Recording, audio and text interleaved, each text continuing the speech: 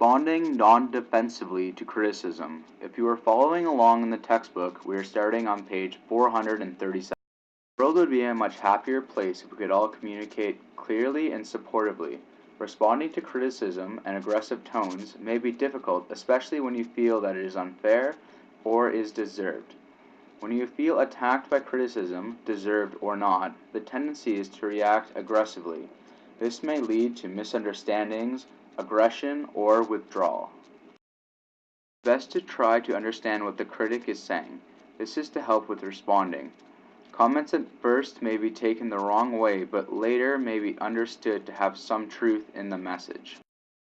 No one wants to ask questions when they are being criticized.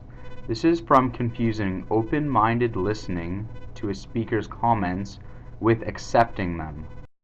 Once you can listen, understand, and acknowledge the messages, it is easier to hear the person out.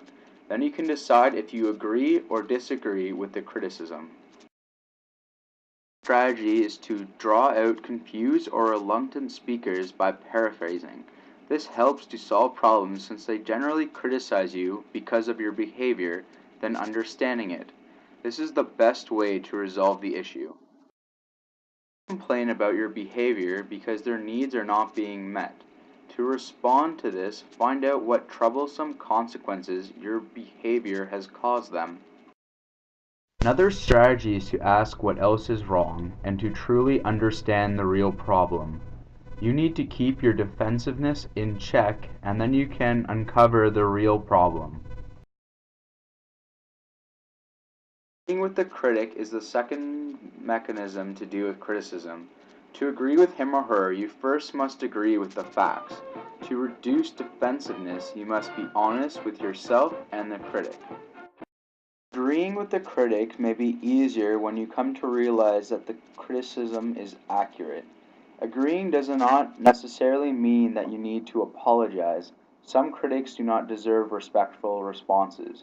But before you counterattack, be sure that the consequences are worth the defensive response. Health professionals. Constructive criticism plays a major role in the lives of medical professionals. In an ideal world, all those involved in healthcare would be perfect and the conduct of the professionals would be just fine without adjustments.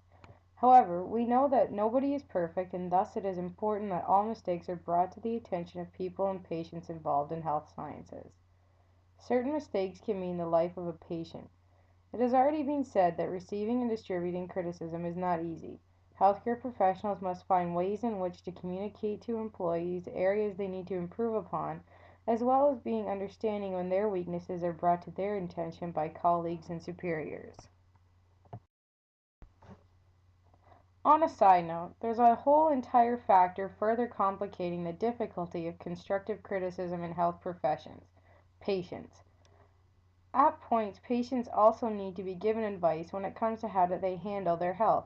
There are all different types of people in this world, and some are easier to critique than others. Health professionals need to be considerate and understanding when advising patients. However, sometimes it's difficult to be understanding of patients. An example of this is demonstrated in the next clip. Well, sometimes doctors make mistakes.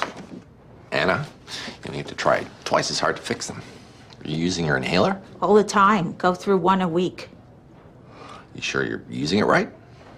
Do I look like an idiot? No. Why don't you show me how your inhaler works?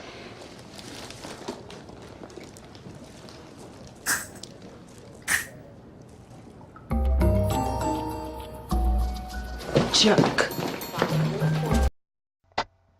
Oh boy. The patient in the clip had clearly not taken the time or care to read the directions on how to administer her medication. This must be frustrating for the doctor. Doctors and other healthcare workers need to develop great skills and expertise in tolerating persons of any size, shape, or IQ score who come to them for medical assistance.